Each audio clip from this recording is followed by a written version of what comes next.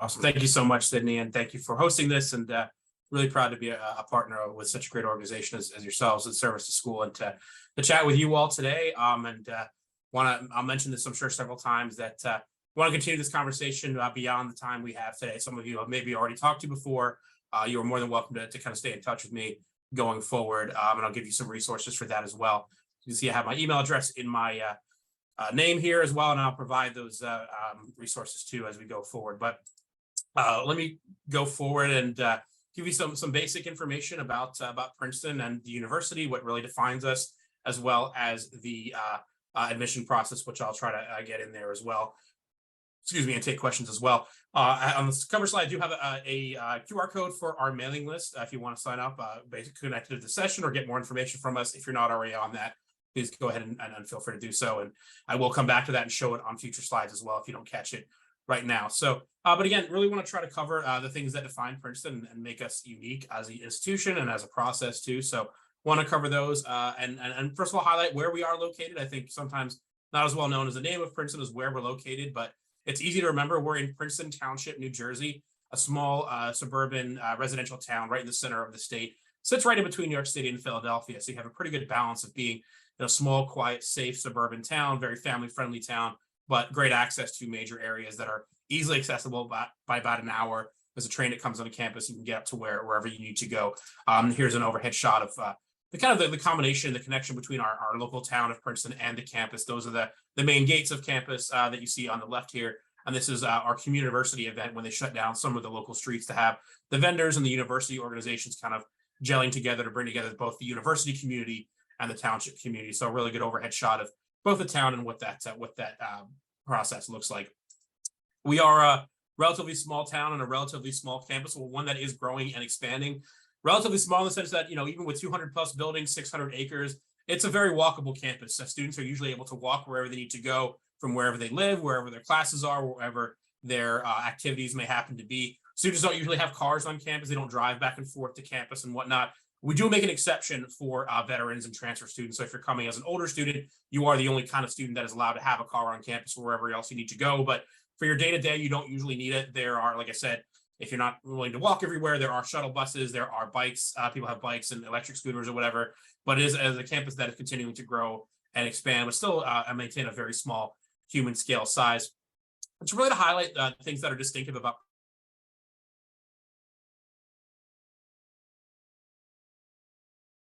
Princeton that I try to talk about here individually as well, and have the first one bolded because I'll start with that and go through them in order. But what's really unique about Princeton is that we are both a world-class university, a top research institution with some of the top academic resources available in the world.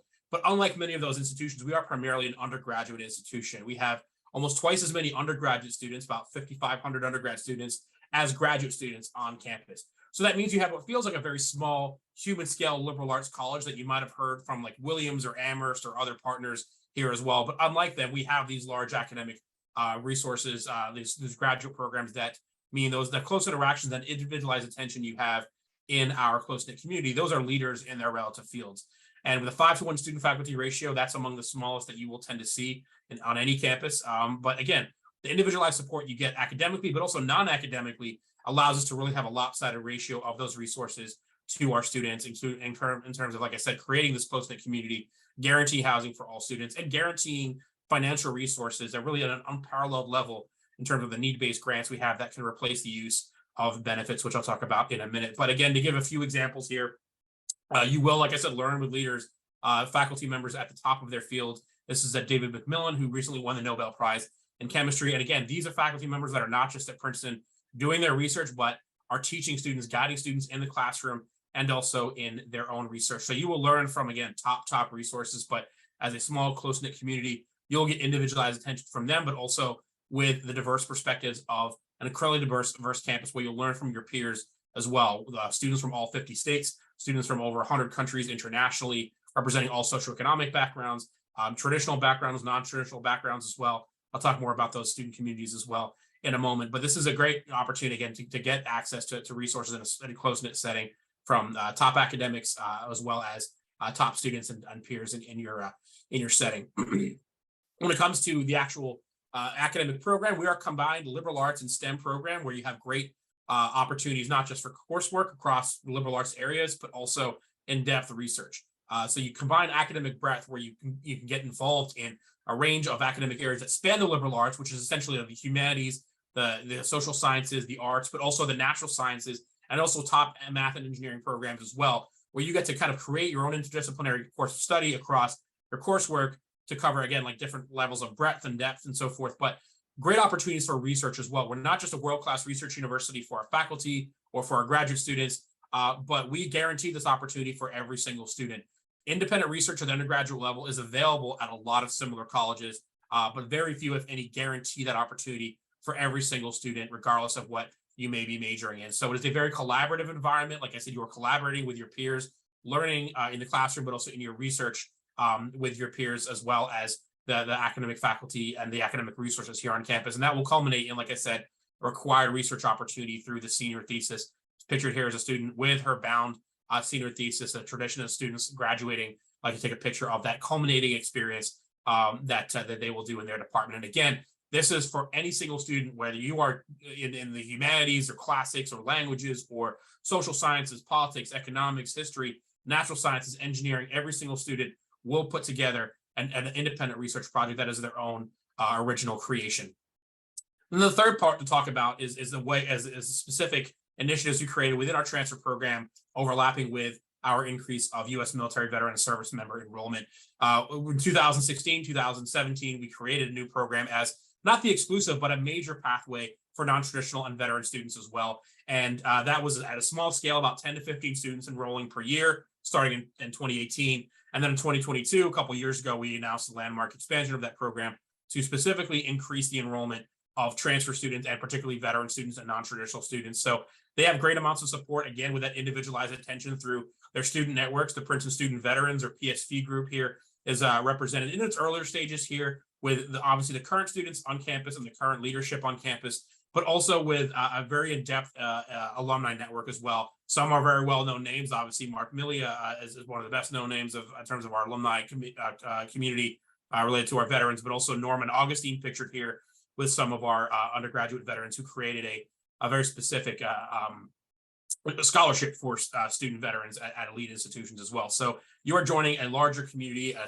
tight-knit community at Princeton, a tight-knit student veteran community among the students, but also a very close, tight-knit veteran alumni community that supports all of our students as well. A few more ways to get to know our students. We just recently opened a student veteran lounge in 2021 with a growing population of student veterans on campus, which for U.S. military veterans starting this fall will include about 65, 70 or so students. But this PSV also welcomes international veterans as well. So we've had Israeli or Singapore veterans very much involved in the PSV group as well. That's not counted in that number. But again, they receive the same support as all of our veterans on campus, which, like I said, are primarily U.S. military. So I'll definitely recommend connecting with our students. I had the Instagram up earlier, as well as with our transfer student cohort. Check out the U.S. military applicants page. I've referred some of you to that as well for basics about the admission process, which I'll talk about shortly. But it's also where you can hear some stories and accounts from our current students as well, a podcast, as well as a YouTube video. The thumbnail's not showing up here as well, but just now. But again, that website has all that information too. And there's, like I said, a lot of overlap with our transfer program as well. Not all of our veterans will come in through our transfer program, but there's obviously a lot of overlap.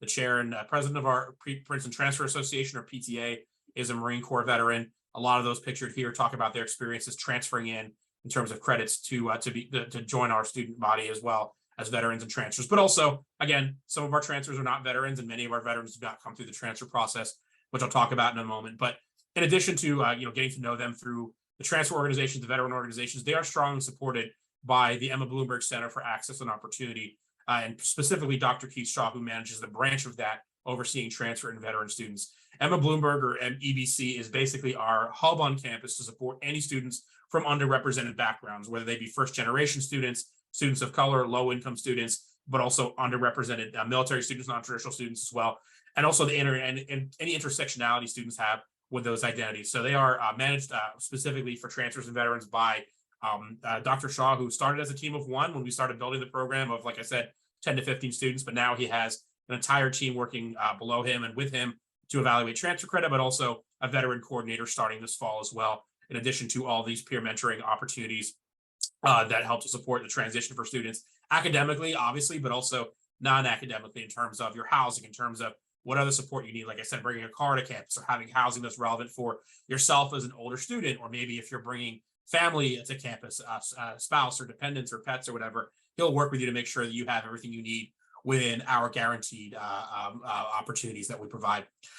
So quickly, I'll just go over the application basics, which some of which will be familiar, the things that you've already maybe seen from other colleges, but to highlight the things that are unique to Princeton. First of all, we waive all application fees for active duty or veteran students. So you just select the fee waiver option. You don't have to pay for the application, the standard fee that comes with that. And I really highlighting again the unparalleled need-based financial aid, given, like I said, how lopsidedly we are in terms of the resources being dedicated towards our undergraduate students. That absolutely applies for financial aid as well. So we have actually more financial aid available per student of any university in the world. And because it's a need-based program that for veterans who are self-supporting, we do not take into account family or parent income as we would for the traditional student.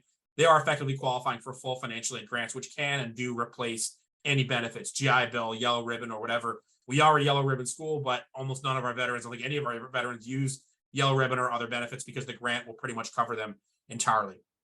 There are two main ways to apply for admission.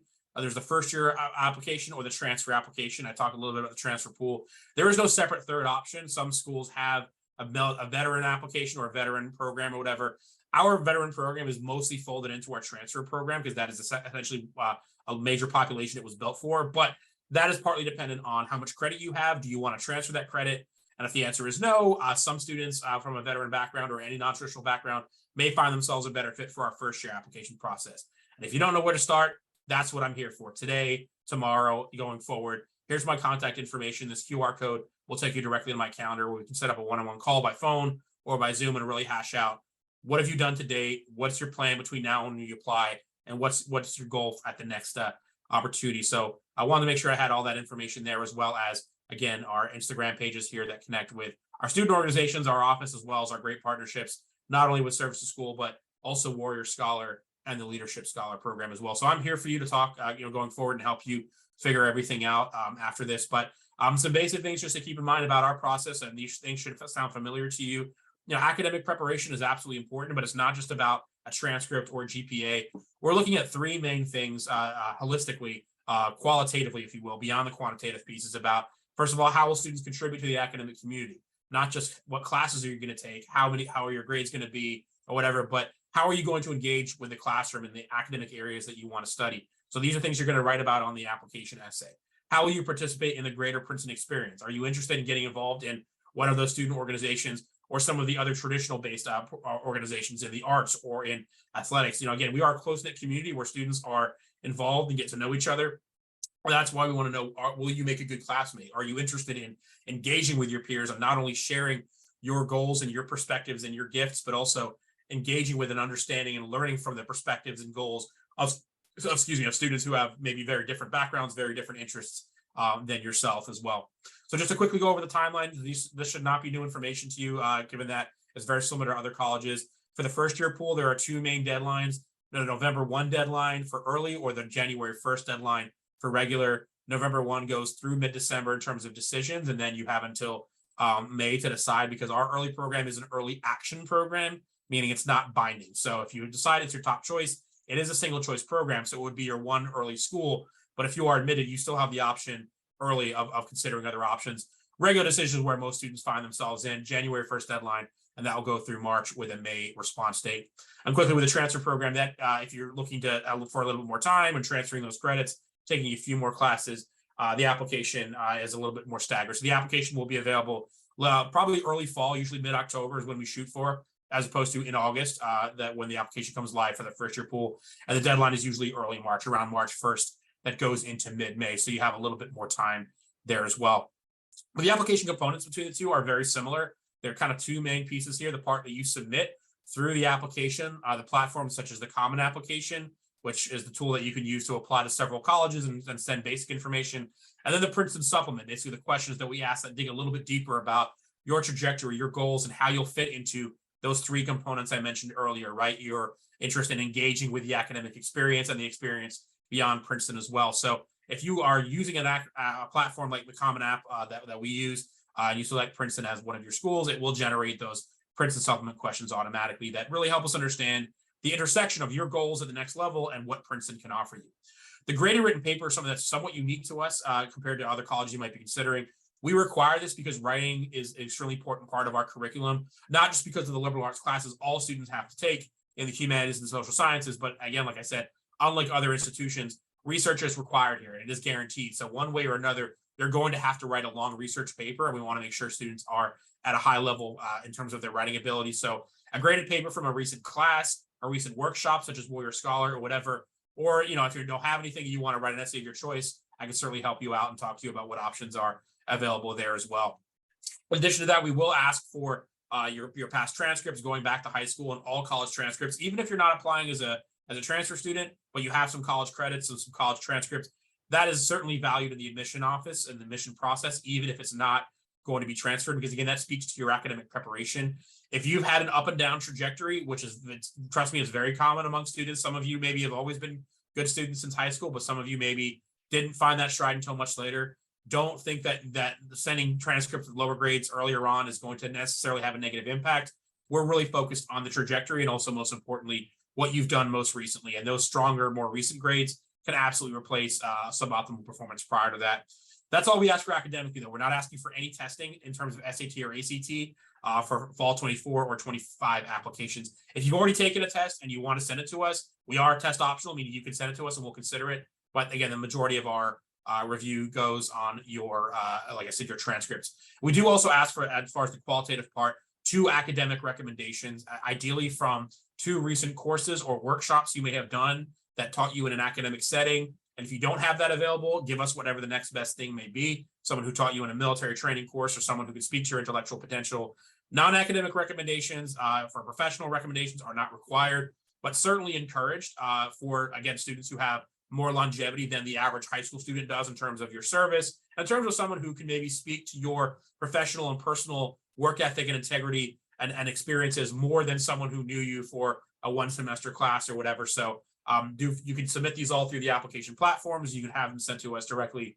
Either way is absolutely fine. But again, these should be pretty similar requirements to what you're seeing. And these are all laid out in the link here, as I mentioned. So I'll leave you with this last slide. Like I said, just a reminder, please stay connected and ask any questions. I always say there's no such thing as a dumb question, except maybe one that you don't ask. So I'm here to be a resource to you with not just my email address, but there's the QR code for my calendar, as well as our mailing list there as well, if you want to get more information down the road. But I will then now pitch it back to Sydney to moderate the Q&A for anything we have now. And we'll just stress, like, once again, please do continue the conversation going forward, whether it's tomorrow, next month, a year from now, however I can be a resource to you, I'm happy to help. Thanks so much, Alex. And when Alex says he's happy to be a resource, let me tell you, every time I've sent him an email with an applicant asking questions or wanting to chat through their specific situation, he has always been willing and happy to respond. So definitely take him up on that offer to chat and talk through what an application to Princeton might look like for you. One question just came in, Alex. How does credit transfer work at Princeton? Do I have to test? I wonder if they're talking about placement tests. Yeah, it's a good question. There are some circumstances, more commonly for high school students, where we'll consider placement tests, but primarily that's a part of the admission process. So if you apply within our transfer pool, your transcript will automatically be reviewed by Dr. Shaw, who I mentioned earlier, and the faculty committee to evaluate which of your courses, based on what you've taken, based on what you want to study, which are the ones that are most reasonable to transfer, so that students, when they are admitted, they will receive basically 3 pieces of information from us. Their admission letter, obviously from our office, the financial aid letter and evaluation. I do want to stress again, I didn't mention this earlier, but do apply for financial aid at the same time as the admission application, because then you can receive those at the same time and you don't have to scramble to get your financial aid application complete after getting admitted. And the 3rd piece of information we get is that initial credit review, where basically you get a breakdown of exactly what courses you've taken, which ones will transfer, and what requirements they will satisfy. Again, at least at an initial review that is very much customized based on not just your individual achievement, but also what you want to study and what sets you up for the best pathway forward for the areas that you want to study. So there's no separate testing you have to do, no separate process you have to do after the summer. Basically, that credit audit is given to you exactly at the time of admission. Great. Another one, what do you recommend for older veterans who have been out of school for a significant amount of time to prepare and be competitive for the application process? think the answer to that depends on how long it's been and what your past academic work looks like. There may, and if your past academic work was strong, then maybe some refreshers, either a couple classes or a Square Scholar project workshop or something will help you get back up to speed. But if you really need to hit that reset button and build up a better, a stronger, more recent academic trajectory, then it might involve a little bit more time as well. And that will go to your benefit for fulfilling those components of not only a more recent academic trajectory, but also academic recommendations as well as a graded written paper. Also, another wild card there is what you want to study, right? Now, I mean, if you're going into a STEM discipline or engineering, I'm not saying that's not possible, but it's much more scaffolded in the sense that you have to get through. You can't just be stopping at college algebra or pre-calc 10 years ago. You've got to be through calculus 1, calculus 2 to be able to jump into those classes here as well. Similar to the writing components for humanities and social science classes, although the route is a little bit less prescribed, there's more flexibility to do it. But one way or the other, getting back to some academic work is going to be to your benefit. Exactly how much and how to go about it, definitely talk to myself or talk to whoever my representative is at the college you're applying to get the best advice for your individual, background and goals going forward. Great. Alex, do you mind going back to the slide that had the admissions deadlines on it?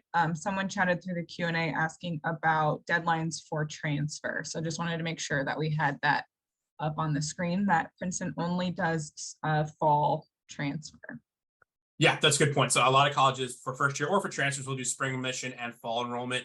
Because of our size as an overall institution, and especially as a transfer cohort, we want to bring everyone in together at the same time. So it is one cycle per calendar year, and for fall term entry only. So the application for transfers will come out, like I said, usually mid-October, and then you have until about early March or March 1st. These are the deadlines and dates that have been active for the transfer program over the last 5-6 years or so, and likely be very similar for the next cycle.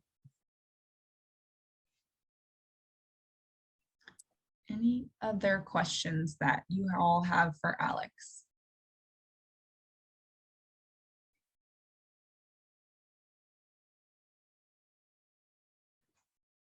Great. All right. Well, this recording will be, we'll have a space to live on the Service to School website. You can also reach out to Alex. We also did a podcast episode with Alex and Keith talking about the student veteran experience at Princeton. So you can find that on the Service to School Stories podcast. But if you would like additional information about applying to Princeton, please reach out to Alex, but also feel free to get in touch with your Service to School staff advisor so we can also make sure that you have all the resources available applying to any of our VetLink partners, but Princeton specifically. And last minute question came in, mentioned Princeton will cover tuition without using benefits. Is that merit-based or automatic? Yeah, great question. So yeah, two main types of financial aid are merit-based or need-based aid. Merit-based, obviously, any kind of part of your application that can be academic, it can be an extracurricular area. Athletic scholarships are another good example of merit-based scholarships. Then the other kinds are need-based, which are predicated purely on the difference of what the cost of attendance is and what you can contribute, which for the traditional student involves your family income, usually a parent income. For us, by definition, any student who's 25 or older or is a veteran is self-supporting. So basically, you're not dependent on parent income. That varies by school to school. So it's a good question to ask there. Am I an independent or whatever? What do I have to do to not be dependent on parent income? But at Princeton, and this is true, I think, for all Ivy League schools, part of that Ivy League athletic conference, there are no merit scholarships. And partly that's because of our athletic conference, but it's also because that allows us to put all of our resources into making sure that we can meet 100% of every single student's need in our need-based processes. So there are schools that have need-based aid out there, but not all of them can make sure they meet 100% of your need. So that's another important question to ask. Again, private institutions like Princeton and the other private schools that are affiliated with Service to School and otherwise, their sticker price or their cost of attendance tends to be among the highest, which can be very jarring, but they also have the most resources available to have some of the most generous financial aid there as well in terms of need-based. So basically what the financial aid application will look like for a need-based institution like ours is basically an understanding of assessment of your assets, income as relevant, although it's usually passive income because what your income basically becomes zero when you become a full-time student with us. And that's why so many students are qualifying for nearly full aid. I mean, you would need a huge amount of assets, like winning the lottery or having a spouse, which makes a huge income to offset how our need-based parameters are set. But that varies by school to school. So it's not automatic. You do need to apply for financial aid at the same time as application for admission.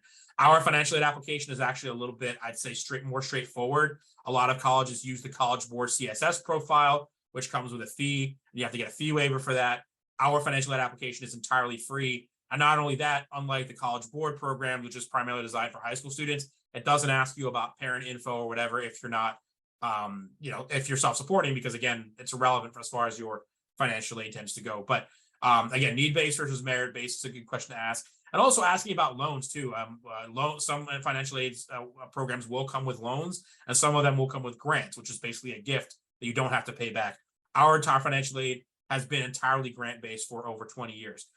So we were the first university to completely eliminate loans from financial aid. So that allows you to not only go here for free during that time and not worrying about paying those bills, but you don't graduate with any debt. Again, that's partly due to the resources that colleges like us would tend to have. But again, it's entirely grant-based. And because students are qualifying pretty much for full financial aid, we give students the option, if they want, they can use their GI Bill and their yellow ribbon, and then the grant will cover the rest, or the grant will cover everything and they can save their GI Bill and their yellow ribbon. And given that option, it's kind of a no-brainer. It's like saying, here's some free money, here's more free money. Which one do you want? I mean, you're going to take the one that allows you to save your resources for grad school or transferring it and so forth. But yeah, that is a good question, and one you should absolutely address to every college as far as their policies for financial aid as well as admission.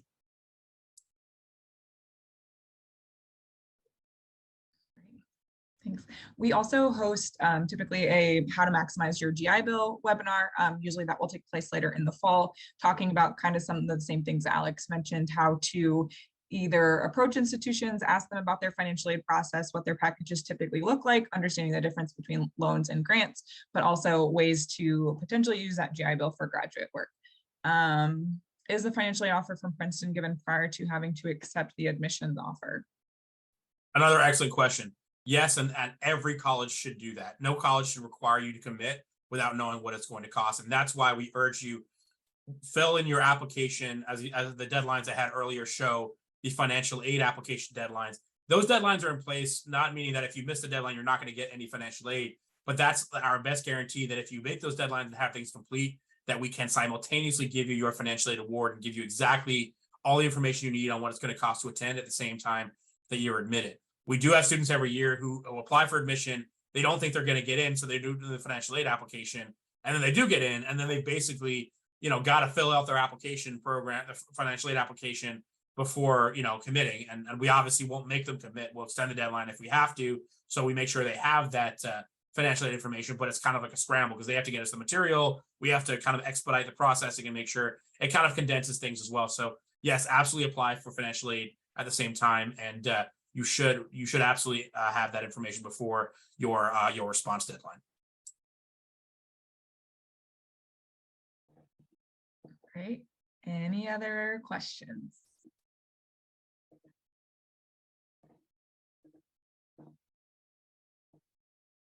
Wonderful. Well, like I said, this recording will be live on our website. Alex will also be joining us at our Service to School admissions fair, which will take place virtually in September. So we look forward to seeing you all at some of our future events. And please never hesitate to reach out to ask any questions. We are here to support you throughout your entire admissions process. So Alex, thank you so much for joining us today. You're always a wealth of information. Always look forward to the opportunities that we have to work together. So I hope you all have a wonderful weekend and take care. Thanks for having me. Always a pleasure.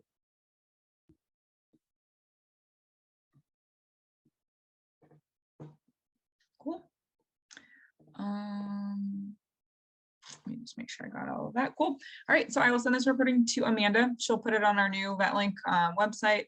You may have seen social media. We launched like a whole VetLink guidebook yesterday. So trying to build out more resources and support for you all as our partner schools, but truly appreciate your time as always. Yeah, always happy to make time. If you need anything else from me on this or whatever else, don't hesitate to ask as always. Cool. All right. Well, enjoy your weekend, Alex. I'll see you later. Thanks. Yep. Same to you. Take care. Bye.